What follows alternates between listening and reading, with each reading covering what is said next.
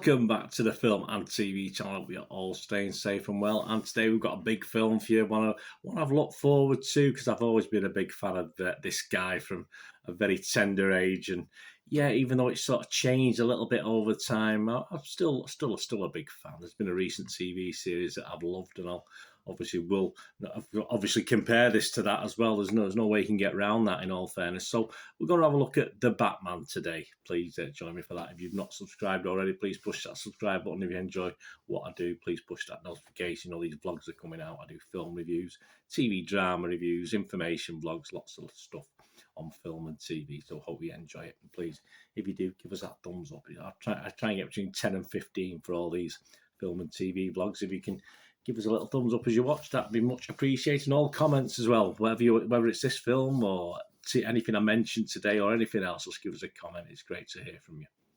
Yeah, a budget of 200 million. I think it's obviously been in the pipeline for probably 7 or 8 years, hasn't it? Obviously, with various things and COVID, etc., it was affected. Based, of course, well, I don't need to say it, do I? But I'll go through the blurb. The DC Comics character Batman, produced by DC Films, of course. 6th and Idaho. Dylan Clark Productions get involved. I mean, I love it when these things come on and you get all these different, I think you get about 2 minutes of different firms before you start getting the opening credits, don't you? Distributed by Warner's, of course. A reboot.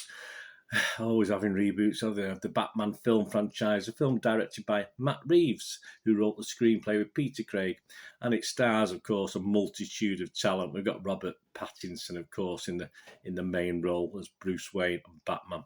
Zoe Kravitz, Paul Dano, Jeffrey Wright, John Turturro, Peter Sarsgaard, Andy Serkis, and of course, an unrecognisable for me, Colin Farrell. When it was first mooted and I started seeing stories on this, obviously. I had to look twice to try and think where Colin Farrell was in that makeup. Absolutely superb. And it's set after 2 years of fighting crime. The film sees Batman uncover corruption in Gotham City, of course. I think this is the mainstay of the whole film. Corruption and looking for killers of certain high-ranking officials, while pursuing the Riddler, a sadistic killer who leaves behind a trail of cryptic clues. Of course he does.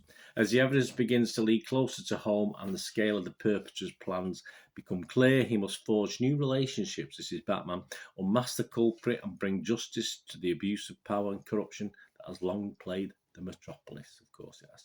Reeves sought to explore Batman's detective side in this, probably more than previous films. Did it work? Well, I like a good detective. I like a good detective film. Did it work? Personally, well, we'll go into it a bit more detail. For me, not particularly. I don't think it worked successfully anyway, for my view. But hey, what do I count? We'll talk about other people's views in a minute. It premiered, of course, on February 23rd, 2022 in London and was theatrically released throughout everywhere, I think, more or less on March the 4th, 2022.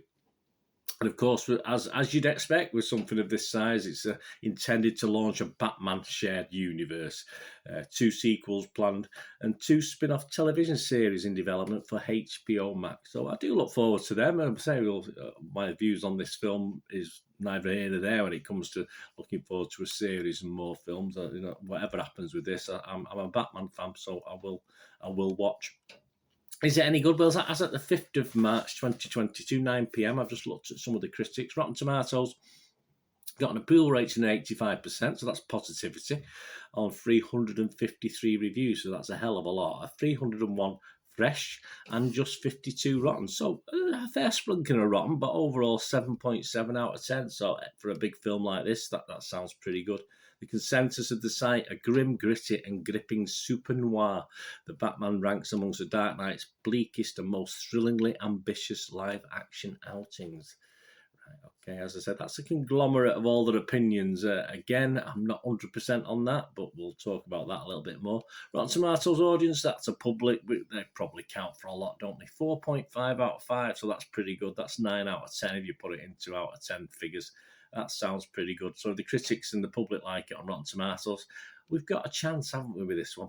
Metacritic, the other site we look at, uses an average as well, and it's got 73 out of 100, so a little bit down, but not too much, and that's based on just 62 critics' scores and reviews, and it scores anywhere between, the lowest is 60, so again, passable, the score I like to see, a watchable score, between 60 out of 100 and 100 out of 100. Nothing's worth 100 out of 100. This isn't.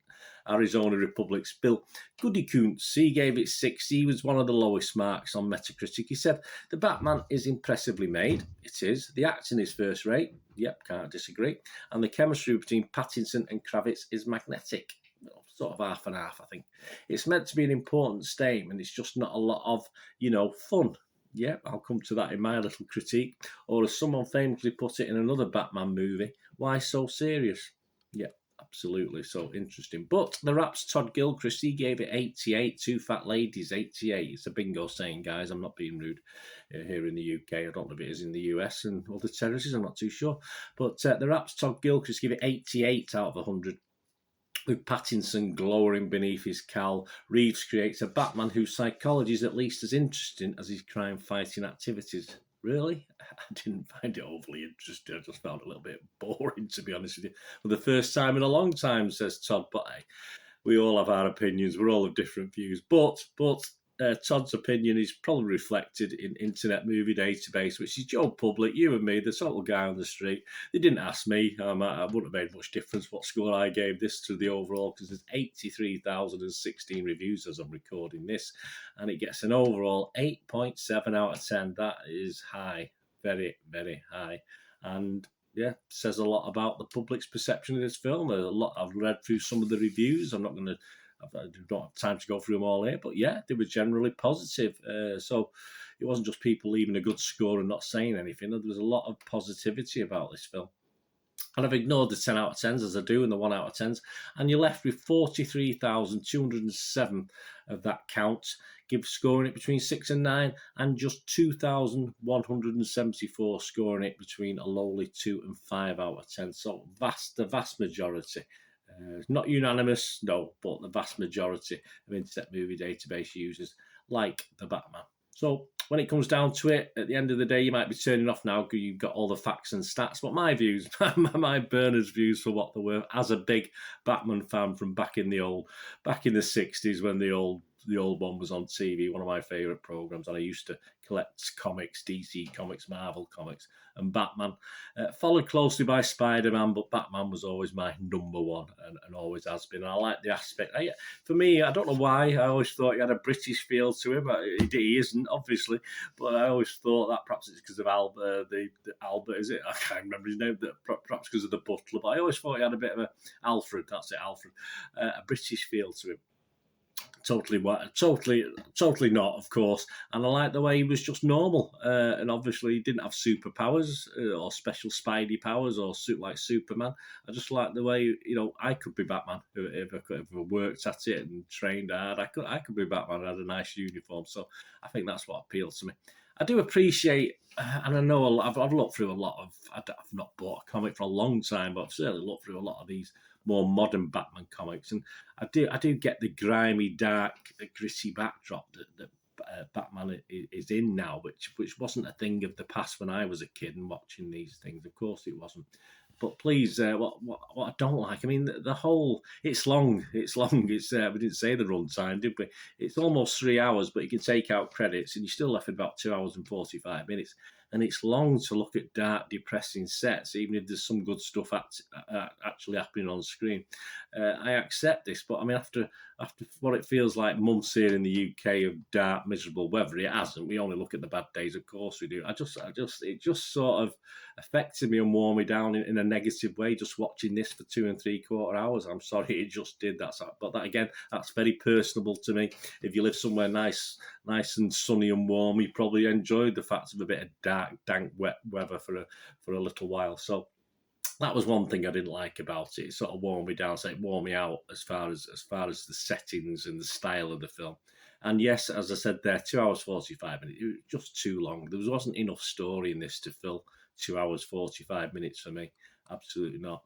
A great deal of positivity, as I said, about this from the public. So, but it doesn't fit my perceptions. And as I say, I think the more modern Batman, the darker Batman, it probably does. But my perceptions as a kid and growing up it doesn't really fit my perceptions of Batman and my childhood heroes, and even obviously into being an adult of what I think Batman is. And I'll talk about the TV series that's been on recently in a moment. I admit the previous films have been a bit of a mixed bag, but I have to admit to be a bigger fan of stuff like the original Batman, especially Batman Returns and Batman and Robin. I loved those films. I really did enjoy those films. And as I said about the TV series, Gotham. I think Gotham is a great series. It's one of my favourite TV series. I was gutted when that ended. All right, it sort of started to sort of not be quite as good as it moved along, but that's the case with any TV series. So I did hope that this reboot would have similarities to Gotham. Obviously, similarities, not exactly the same. Of course, it wouldn't be, but at least that. But yeah, for me, it just didn't. I thought even Gotham was a little bit lighter, even though there was a dark side to that, of course. But that remains one of my favourite TV series, Gotham. And the film itself, had a feel of a pilot, which it is, possibly, for 2 sequels and a TV series. Of course, it's a pilot, but the thing is, it was a bloody long pilot, wasn't it? It was 2 3/4 hours. I was about the characters, about the actors. I wasn't convinced about Pattinson's Batman. I wasn't convinced about Mr. Wright's Gordon. I wasn't convinced about Dano's Riddler either. But Farrell's Penguin was fine. I was okay. I didn't mind that. But the standout for me had to be Kravitz as an early Catwoman, of course. She did sort of say about the chemistry between Batman, Pattinson and Kravitz was someone was saying it was brilliant. I thought, from the Kravitz side, I don't think it quite worked from Pattinson's side. But again, that's just a personal opinion. And a couple of big scenes, car chases, floods, some fight scenes, of course. But I thought there'd be a bit more. Obviously, he's gone more for the detective feel, but I don't mind wordy films. I love wordy films. I like listening to spiel, but it's got to be interesting. A lot of it was bland for me, even when they were trying to sort out what was going on with the Riddler, etc. Just a little bit bland. Okay, I don't expect fun and laughter, of course I don't, but I do expect a little bit more saz, and one of the critics said before about fun, didn't they? I do expect a little bit more saz and glitz and glamour about it, included with the gritty darkness, which I accept has to be in there, but I do appear to be the minority. As I said, from all these scores, I'd be really interested to know what you think, guys. Knock an hour of it for me, knock off an hour, which for me you could have easily have done, make it a 2-hour film. Hour and 45 without credits, and I think I would have enjoyed it more. And obviously Pattinson's mumbling grumpy rat with wings sort of may grow on me, but I struggled a little bit in this film, I'll be totally honest with you, and it will have to be much better for me to wait eagerly for it to appear on our screens and its 2 sequels, and of course the next a couple of TV series on HBO has been muted, but I'm not going to get overly excited. It'll have to improve. I look forward to that appearing on both our large and small screens over the next 3, 4, 5 years, however long it will take. We know these things can just be put on the back burner again, don't we? So for me, I will give it a score. And it's not, even though I have been down on it, it is watchable. I am just going to give it my basic 6 out of 10. I'm not going to go anywhere near the 8.7 out of 10 or whatever it was on Internet Movie Database. Very personal for me, this. It just wasn't what I really wanted from the film, and I deliberately didn't watch trailers before this film. I just wanted a little bit more to it, a little bit more oomph. For me, for the time it filled, it was just a little bland, and I'm sorry to say that, but I will give it a 6 out of 10, which is my watchable rating. So not a total disaster, but a bit disappointed because I did look forward to this. Let me know what you think. Thanks for watching, guys. What we're going to do rest day. Have a great one. Look after yourself, look after your friends, look after your families. More importantly, let's all look after each other. To meet here again on the Film and TV channel, I only ask one thing. Please stay safe, everyone. Thanks for watching. Bye for now.